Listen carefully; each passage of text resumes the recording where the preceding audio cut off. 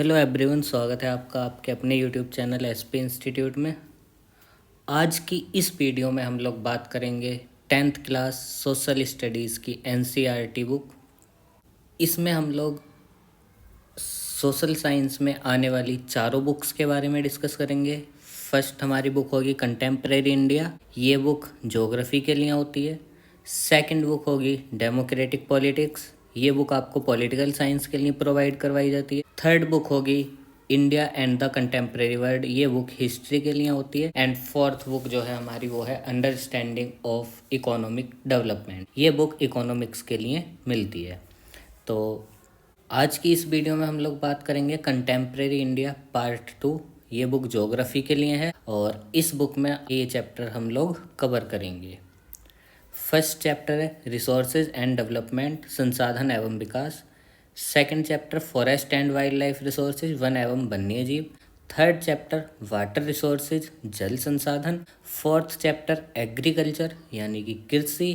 Fifth chapter minerals and energy resources यानी कि खनिज एवं ऊर्जा संसाधन।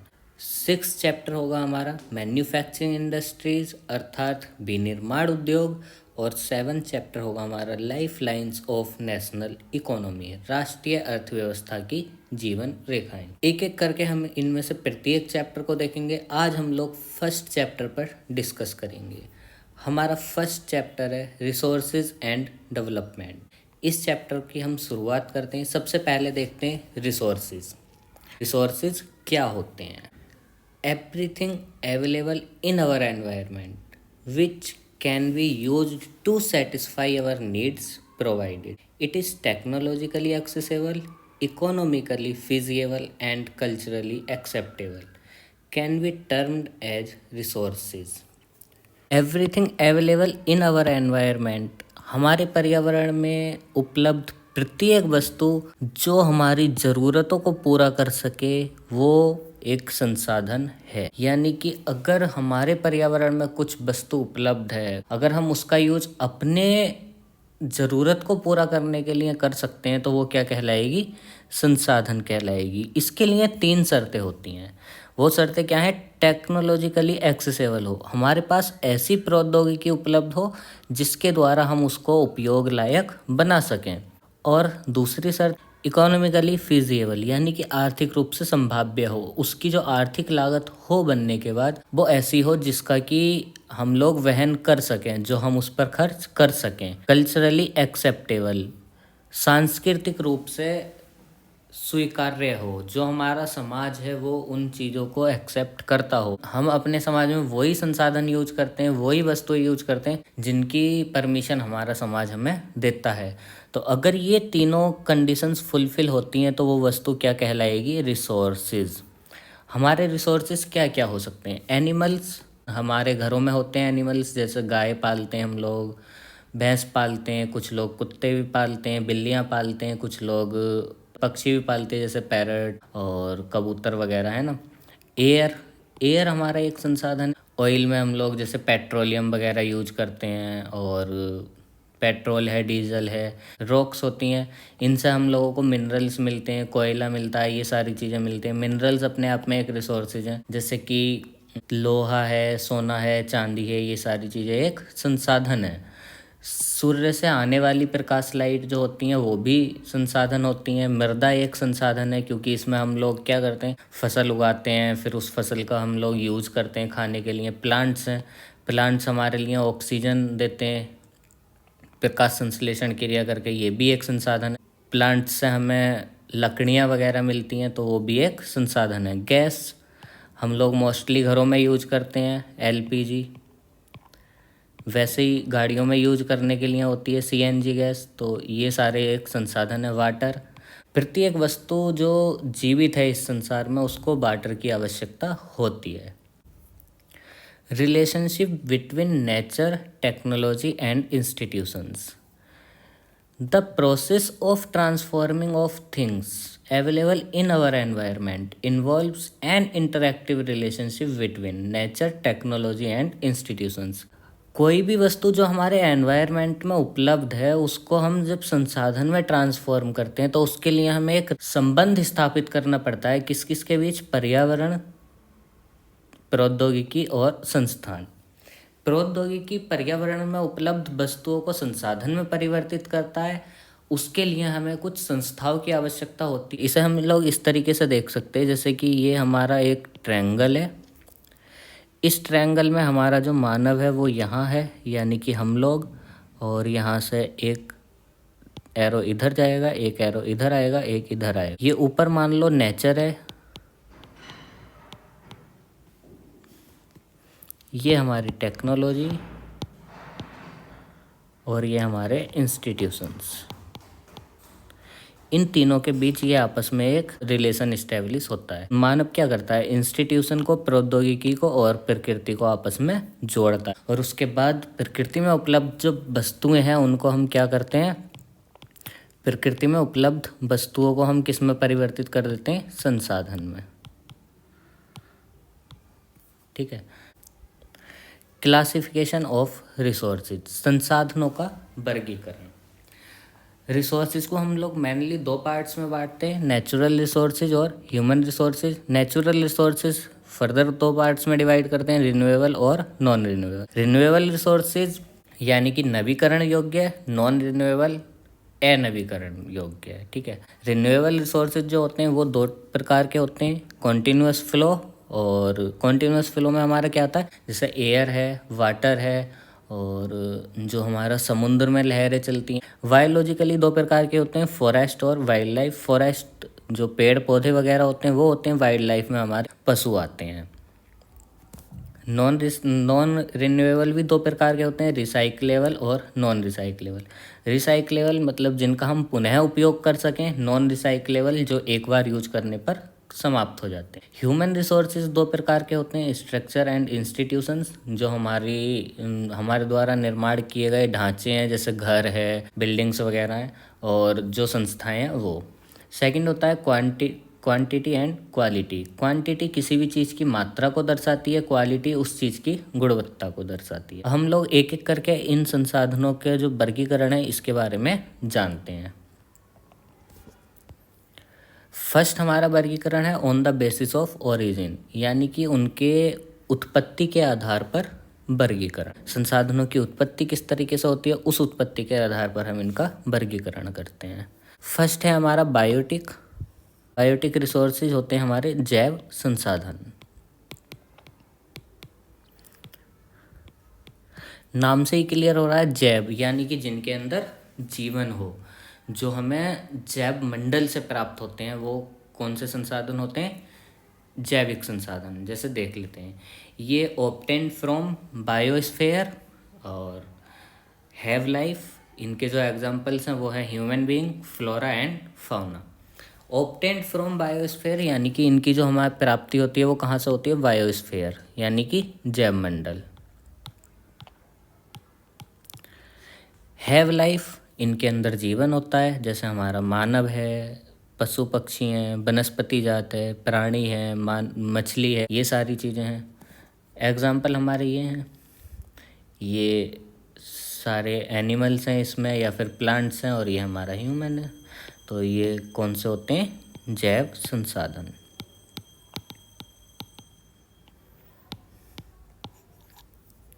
आगे देखते हैं। सेकंड है हमारा एबायोटिक। एबायोटिक होता है अजैव संसाधन।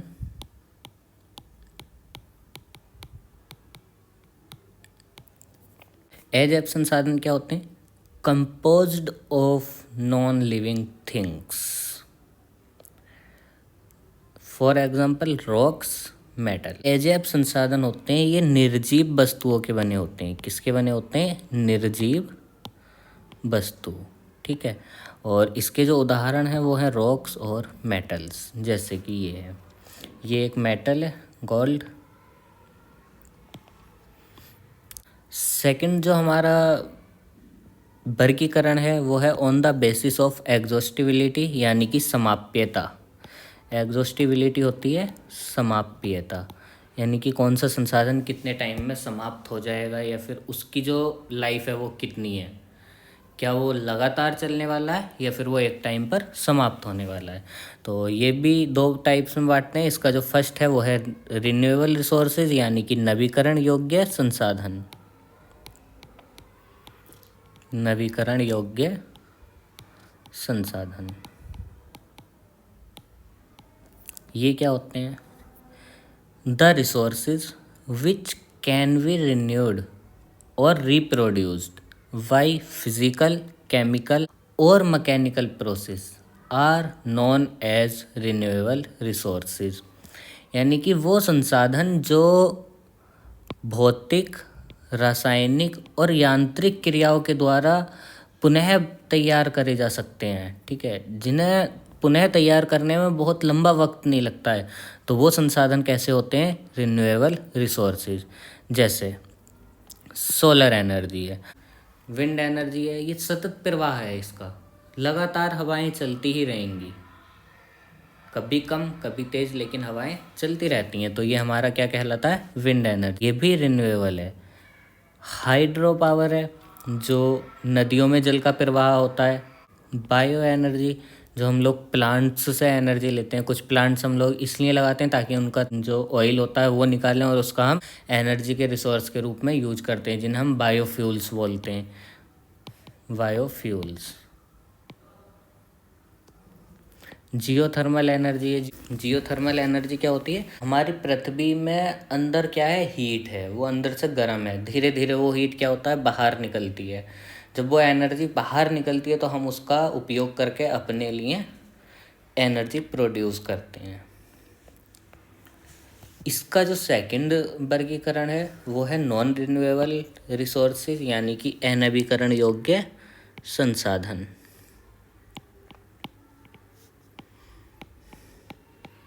अनवीकरण योग्य संसाधन। अनवीकरण योग्य संसाधन कौन से होते हैं? ये होते हैं दीज ओकर over a very long geological time. These resources take millions of years in their formation. These can be subdivided into recyclable and non-recyclable. ये जो नॉन रिन्यूएबल रिसोर्सेज होते हैं, इनको बनने के लिए एक लंबा भूवैज्ञानिक समय लगता है, एक बहुत लंबा समय लगता है, करोड़ों वर्ष लग जाते हैं, ठीक है। और इन्हें हम लोग दो पार्ट्स में डिवाइड करते हैं, रिसाइक्लेबल और नॉन रिसाइक्लेबल। जैसे मेटल्स हैं, मेटल्स को हम लोग बार बार यूज कर सकते हैं, जैसे कि गोल्ड है, एक बार यूज करा फिर वापस हम दुकान पे देते हैं, वो उसको दोबारा से कोई नई शेप देता है, हम लोग फिर से खरीदते हैं, तो वो क्या हो गया? रिसाइक्लेबल, यानी कि पुनः प्रयोग योग्य।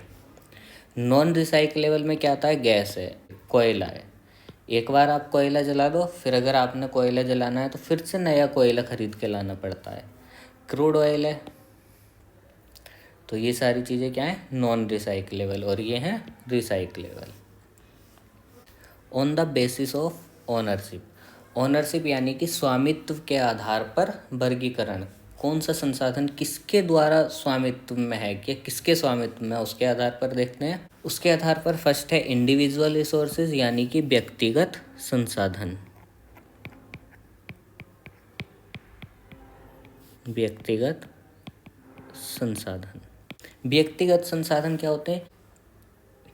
Individual resources are those resources which are owned by an individual and can't be accessed by someone else. These resources are also referred as private resources. Individual resources वो होते हैं जो किसी इंडिविजुअल के द्वारा ओन किए जाते हैं, किसी व्यक्ति के स्वामित्व में होते हैं। अगर कोई संसाधन किसी व्यक्ति के स्वामित्व में है तो उसे बोलते हैं व्यक्तिगत संसाधन।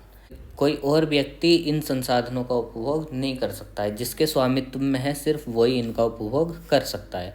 इसीलिए इन संसाधनों को क्या बोलते हैं? Private resources.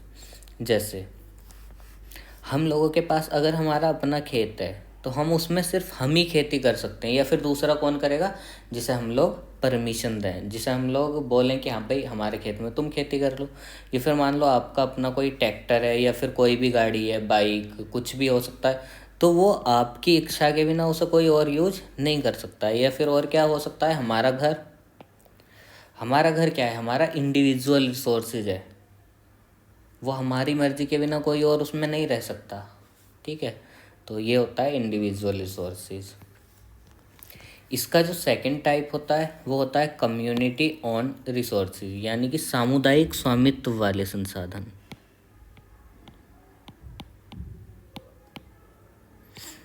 सामुदायिक स्वामित्व वाले संसाधन ये क्या होते हैं? The resources which are accessible to all the members of the community are known as community owned resources. यानी कि वो संसाधन जो कम्युनिटी का हर एक मेंबर जिनका उपभोग कर सकता है, या फिर समुदाय के प्रत्येक मेंबर के लिए वो संसाधन उपलब्ध हो, तो वो कौन से संसाधन होते हैं? Community resources. जैसे स्कूल है, स्कूल एक सामाजिक प्रॉपर्टी होती है, एक सामुदायिक रिसोर्स होता है, उसमें समाज का प्रत्येक व्यक्ति जाकर अपनी शिक्षा ग्रहण कर सकता है। और क्या है? हॉस्पिटल है, अगर एक हॉस्पिटल है तो उसमें आप लोग जाके अपना ट्रीटमेंट करवा सकते हो, इलाज करवा सकते हो, है ना। और क्या हो सकता है? तालाब पर एक समाज का अधिकार होता है, समाज के लोग उस तालाब का उपभोग कर सकते हैं, उस तालाब का हम लोग अपने लिए उपयोग कर सकते हैं। और क्या है? पार्क। नेशनल रिसोर्सेज, राष्ट्रीय संसाधन। राष्ट्रीय संसाधन क्या होते हैं? All the resources which are under the control of the state और union government are known as national resources. All the resources within the political boundaries are national resources because the government even has power to acquire private property for public good. जो भी resources state या union, राज्य या केंद्र सरकार के नियंत्रण में हैं, वो कौन से संसाधन कहलाते हैं? राष्ट्रीय संसाधन। या फिर किसी देश की राजनीतिक सीमा के अंतर्गत आने वाले सभी संसाधन कैसे संसाधन है? राष्ट्रीय संसाधन। आप लोग सोच रहे होंगे इसमें तो प्राइवेट प्रॉपर्टी भी आती है, कम्युनिटी रिसोर्सेज भी आते हैं, तो वो सारे संसाधन भी राष्ट्रीय संसाधन कहलाते हैं, क्योंकि गवर्नमेंट के पास ये पावर होती है कि वो पब्लिक वेलफेयर या पब्लिक गुड के लिए उन संसाधनों का अधिग्रहण कर सके। जैसे अगर आपके क्षेत्र में नई रेलवे लाइन बिछाई जा रही हो या फिर नई सड़क बन रही हो, तो क्या करती है सरकार? आपके खेतों का अधिग्रहण करके उस पर वो अपनी रेलवे लाइन भी बिछाती है और सड़कों का भी निर्माण करती है। तो इसीलिए एक देश की पॉलिटिकल बाउंड्री के अंदर आने वाले जो भी संसाधन है वो राष्ट्रीय संसाधन कहलाते हैं। जैसे वन, इन पर सरकार का अधिकार होता है। वन्य जीव, इंटरनेशनल रिसोर्सेज, अंतर्राष्ट्रीय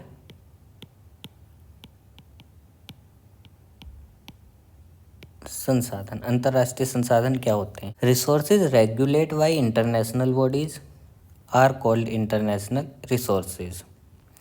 for example, ocean and sea beyond 200 nautical miles और the exclusive economic zone and this is called open sea और ओशियन। वो रिसोर्सेज जो अंतर्राष्ट्रीय संस्थाओं द्वारा रेगुलेट करे जाते हैं क्या कहलाते हैं? अंतर्राष्ट्रीय संसाधन। जैसा उदाहरण, 200 नॉटिकल मील के आगे का जो क्षेत्र होता है समुद्र में, या फिर इकोनॉमिक एक्सक्लूसिव जोन के आगे का जो क्षेत्र होता है वो क्या कहलाता है? ओपन सी या फिर ओशियन। वो इंटरनेशनल रिसोर्सेज के अंतर्गत आता है। No individual country can utilise these resources without the permission of international bodies. अगर किसी देश को अंतर्राष्ट्रीय संसाधनों का उपभोग करना है तो उसके लिए उन्हें किसकी ज़रूरत होगी? इंटरनेशनल बॉडीज़ के एक परमिशन की ज़रूरत होगी। जैसे भारत क्या करता है? भारत हिंद महासागर में मैग्नीज ग्रंथि, इनका क्या करता है? भारत दोहन करता है। सबसे पहले 12 नॉटिकल मील्स तक का जो एरिया होता है वो टेरिटोरियल सी के अंतर्गत आता है। इसे हम लोग नेशनल रिसोर्सेज में देख चुके हैं। दूसरा इसके बाद आता है इकोनॉमिक एक्सक्लूसिव जोन, ये इस पर भी किसी उसी देश का कब्जा होता है, ठीक है। इसके बाद का जो क्षेत्र होता है ये होता है ओपन सी, इसे हाई सी भी बोलते हैं। अगर किसी देश को इस क्षेत्र से संसाधनों का दोहन करना है तो उसे अंतर्राष्ट्रीय बॉडीज से क्या लेनी पड़ेगी, परमिशन लेनी पड़ेगी। इसी परमिशन को लेकर के भारत क्या कर रहा है, हिंद महासागर में मैग्नीज ग्रंथियों का दोहन कर रहा है। नेक्स्ट है on the basis of the status of development, विकास के स्तर के आधार पर वर्गीकरण। इसका हमारा फर्स्ट है पोटेंशियल रिसोर्सेज, यानी कि संभावी संसाधन। संभावी संसाधन क्या होते हैं, a type of natural resources that exist in a region and may be use in the future. ये संसाधन किसी एक रीजन में उपस्थित होते हैं, ठीक है। एक क्षेत्र में ये संसाधन एग्जिस्ट करते हैं, यानी कि उपस्थित होते हैं, लेकिन इनका क्या है, जो यूज है वो हम लोग कब करेंगे, इन फ्यूचर, हम लोग आने वाले भविष्य में इनका उपभोग करेंगे। जैसे Rajasthan and Gujarat have potential for the development of solar and wind energy. जो हमारा राजस्थान का और गुजरात का एरिया है वहाँ पर बहुत ज़्यादा संभावना है कि हम लोग सोलर एनर्जी और विंड एनर्जी का उपभोग कर सकें, लेकिन हम लोग फ़िलहाल में नहीं कर रहे हैं, इन फ्यूचर हम लोग कर सकते हैं, ठीक है। डेवलप्ड रिसोर्सेज यानी कि विकसित संसाधन, विकसित संसाधन। विकसित संसाधन क्या होते हैं, a developed resources are those resources which have been identified for uses and being used in the present time. ये वो संसाधन होते हैं जो हम लोगों ने जिनका हमने सर्वेक्षण कर लिया है, आइडेंटिफाई कर लिए हैं, हम उनका इस समय उपभोग भी कर रहे हैं, ठीक है। हम लोग फिलहाल में उन संसाधनों का उपभोग भी कर रहे हैं, ठीक है। तो वो संसाधन क्या कहलाते हैं, डेवलप्ड रिसोर्सेज। जैसे कोयला है, नेचुरल गैस है, पेट्रोल है, वाटर है, ये सब क्या है, इसके उदाहरण हैं। जैसे कोयला है, गैस, ऑयल, क्रूड ऑयल, इन सब का उपभोग हम लोग कर रहे हैं वर्तमान टाइम में, तो ये संसाधन क्या हो गए, डेवलप्ड रिसोर्सेज। आगे देखते हैं, अब है स्टॉक यानी कि भंडार। ये क्या होता है ये देखते हैं, materials in the environment which have the potential to satisfy human needs but man does not have the appropriate technology to access them are include among stock. मतलब ऐसे संसाधन जिनका उपयोग हम अपनी ज़रूरतों को पूरा करने के लिए कर सकते हैं, लेकिन क्या है, हमारे पास उनके लिए कोई एप्रोप्रिएट टेक्नोलॉजी नहीं है, तो वो संसाधन किस में आते हैं, स्टॉक्स में। हम लोग को पता है कि हाँ भाई हमारे पास ये चीज़ है, हम लोग जानते हैं कि वो एक संसाधन है, लेकिन हमारे पास क्या है, तकनीक उपस्थित नहीं है, ऐसी ऐसी कोई प्रौद्योगिकी नहीं है जिससे कि हम उसका उपयोग कर सकें। इसका एग्जाम्पल क्या हो सकता है, जो हमारा पानी होता है ना, वो दो गैसों का बना हुआ होता है। दो गैसें कौन सी होती हैं, एक हाइड्रोजन होती है, एक ऑक्सीजन होती है, ठीक है। और इन गैसों का हम लोग एनर्जी रिसोर्सेज के रूप में उपयोग कर सकते हैं। ये एनर्जी का बहुत बड़ा रिसोर्स है, हाइड्रोजन और ऑक्सीजन, लेकिन क्या है, हमारे पास वो टेक्नोलॉजी नहीं है जिसके द्वारा कि हम इन्हें अलग अलग कर सकें और इनका उपयोग हम लोग एनर्जी के तौर पे कर सकें। अब देखते हैं आगे, अब है रिजर्व रिसोर्सेज। रिजर्व रिसोर्सेज क्या होते हैं, reserve resources are the subset of the stock which can be put into use with the help of existing technology know how but their full use has been postponed for the meeting of the future needs। ये stock का ही एक subset है। हम लोग जानते हैं कि इनका उपभोग कैसे करना है, इनके उपभोग के लिए प्रौद्योगिकी भी है, लेकिन क्या करा है हमने, हमने ये सोचा है कि आज नहीं, हम इनका उपभोग कब करेंगे, आने वाले टाइम में, जब आने वाले टाइम में हमें ज़्यादा ज़रूरत होगी। जैसे फॉरेस्ट रिजर्व है, आयरन ओर है, वाटर इन डैम। देखते हैं डेवलपमेंट ऑफ रिसोर्सेज, संसाधनों का विकास।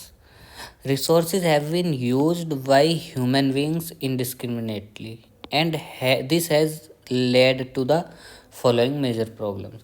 हम लोग संसाधनों का अति उपभोग कर रहे हैं, यानी कि जितनी हमें ज़रूरत है उससे ज़्यादा हम लोग संसाधनों का उपभोग कर रहे हैं। इससे क्या हो रहा है, प्रॉब्लम्स हो रही हैं। कौन कौन सी प्रॉब्लम्स हो रही हैं? डिप्लेशन ऑफ रिसोर्सेज, संसाधनों का ह्रास हो रहा है, यानी कि जो संसाधन है उनमें कमी आ रही है। क्यों हो रहा है ऐसा? Satisfying the grid of few individuals, कुछ लोगों का लालच पूरा करने के लिए वो क्या करते हैं, संसाधनों का अति उपभोग करते हैं। ज़रूरत नहीं है फिर भी उपभोग कर रहे हैं, तो उससे क्या होगा, हमारे संसाधनों का ह्रास होगा। और क्या है, accumulation of resources in few hands, संसाधनों का कुछ लोगों के हाथों में आ जाना, यानी कि वो ही डिसाइड करते कि भाई संसाधन कैसे यूज करने, क्या करना है।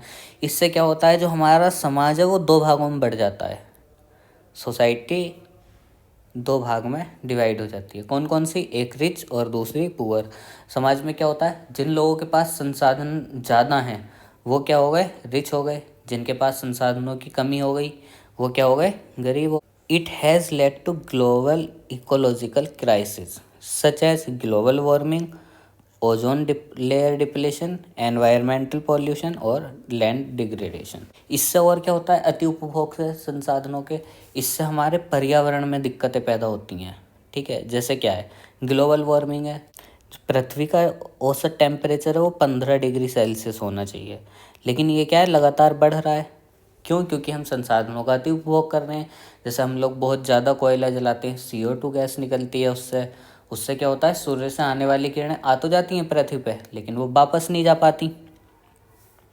ओजोन लेयर डिप्लेशन, इसमें क्या हो रहा है, जो हमारी ओजोन परत है ये क्या करती है, सूर्य से जब किरणें आती हैं तो उसमें अल्ट्रावायलेट किरणें होती हैं, परावैंगनी किरणें, वो पृथ्वी पर आने से रोकती है। लेकिन हम लोग क्या कर रहे हैं, हम लोग कुछ ऐसी गैसों का यूज कर रहे हैं जो ओजोन परत के साथ क्रिया करके उसको ह्रास करती है, उसमें कमी लाती है।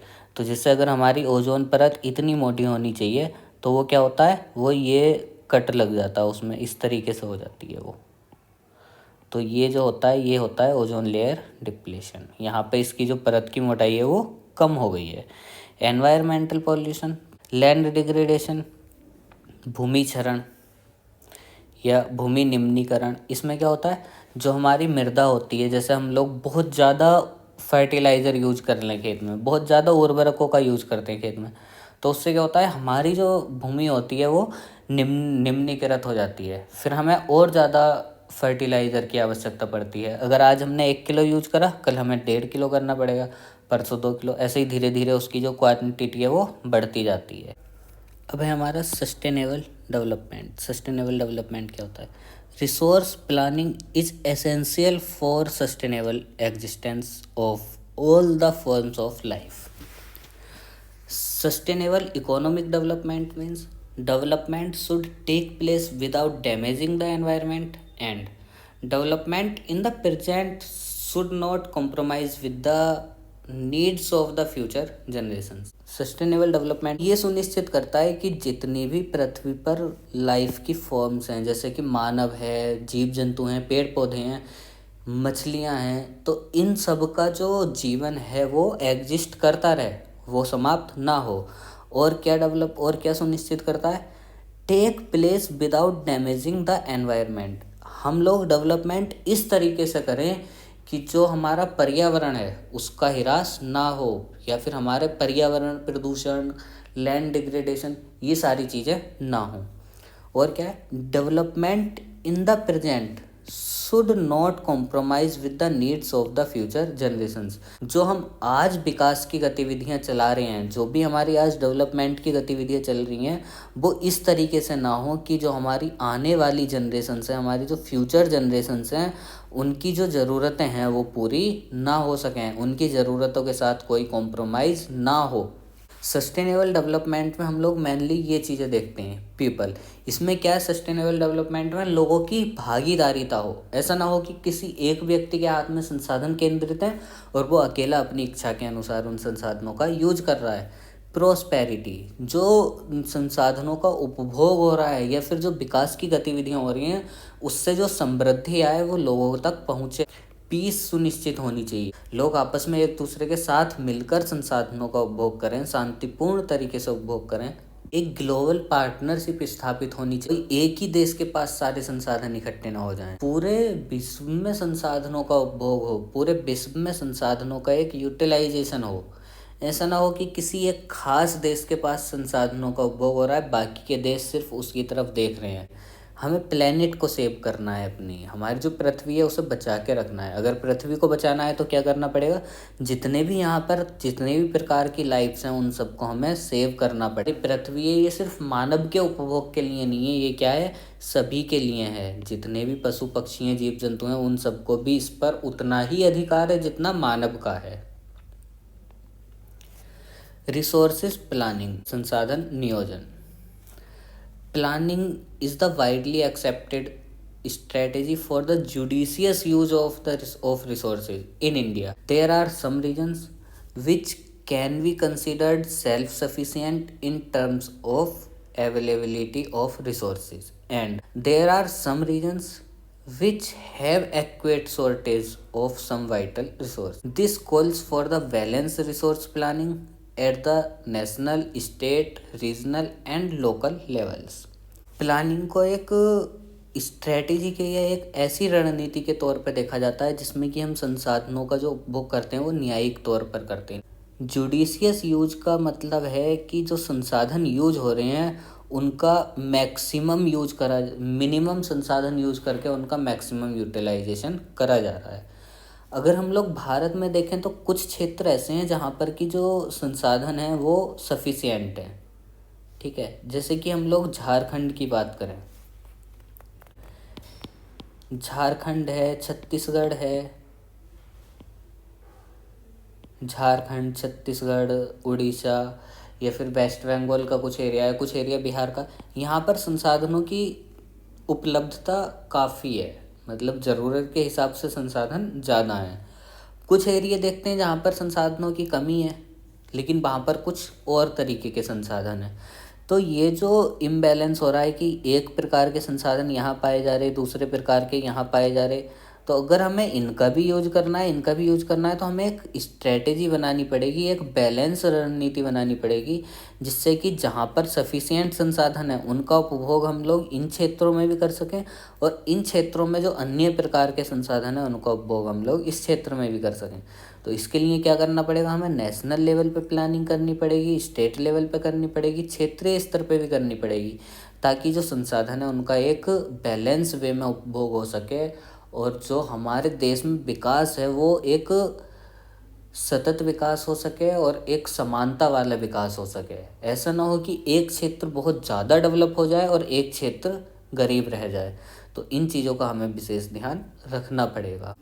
अब है resource planning in India, Bharat में संसाधनों का नियोजन। भारत में किस तरीके से देख सकते हैं वो देखते हैं।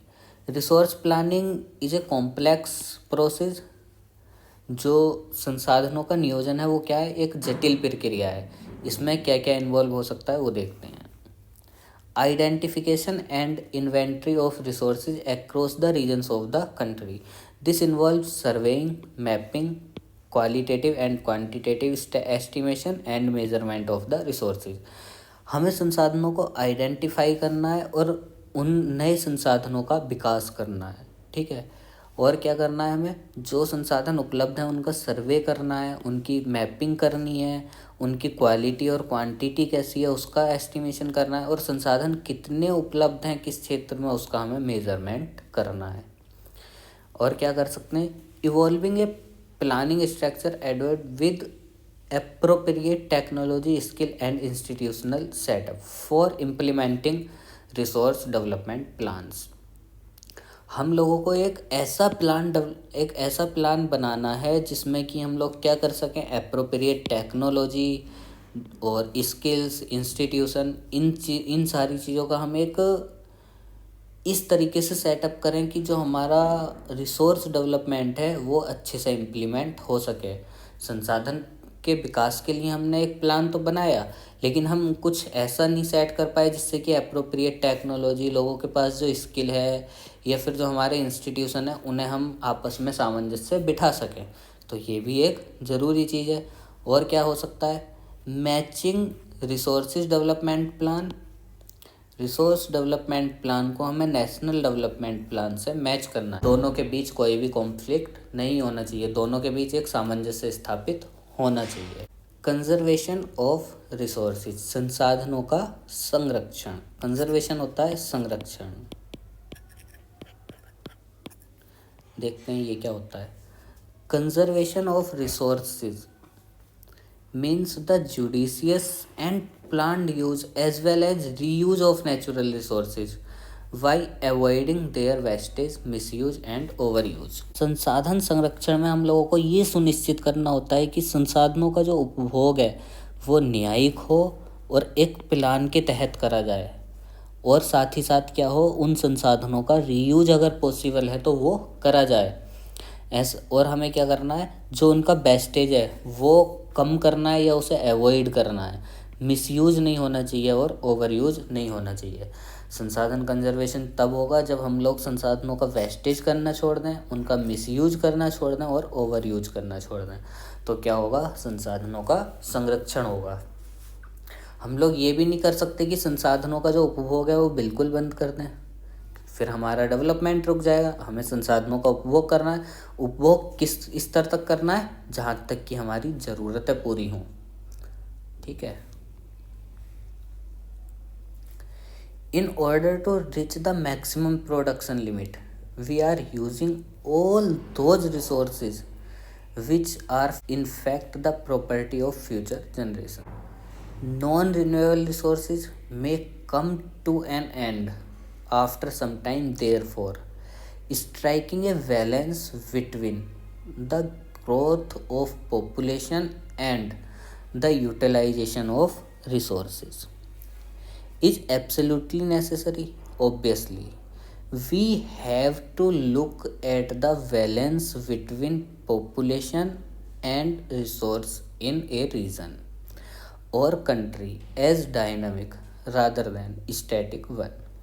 Any imbalance in either of two may disrupt the continuity of the economic, social and cultural development। हम लोग क्या करते हैं, मैक्सिमम प्रोडक्शन लिमिट तक पहुंचने के लिए हम लोग क्या करना शुरू कर देते हैं, जो हमारी फ्यूचर की जनरेशन्स हैं उनके लिए जो संसाधन है उनका भी हम लोग उपभोग शुरू कर देते हैं। ये हमें नहीं करना चाहिए।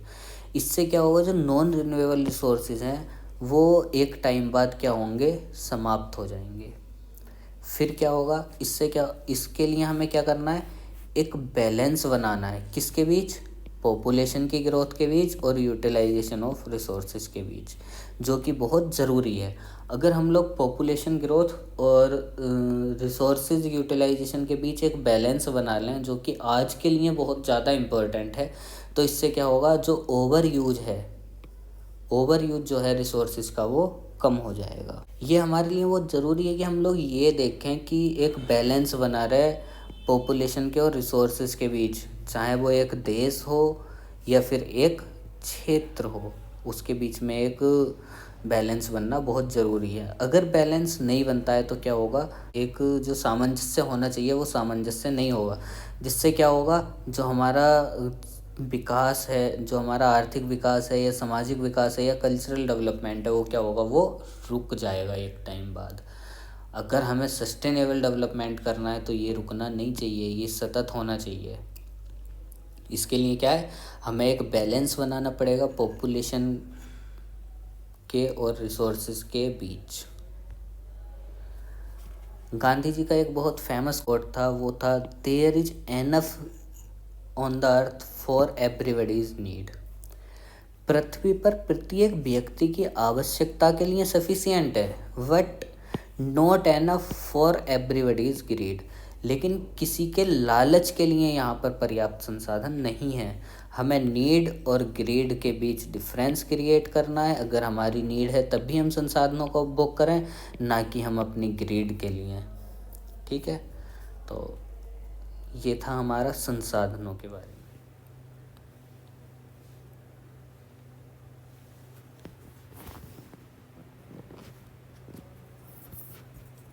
ओके फ्रेंड्स, तो इसी के साथ हम आज की अपनी वीडियो समाप्त करते हैं। ये हमारा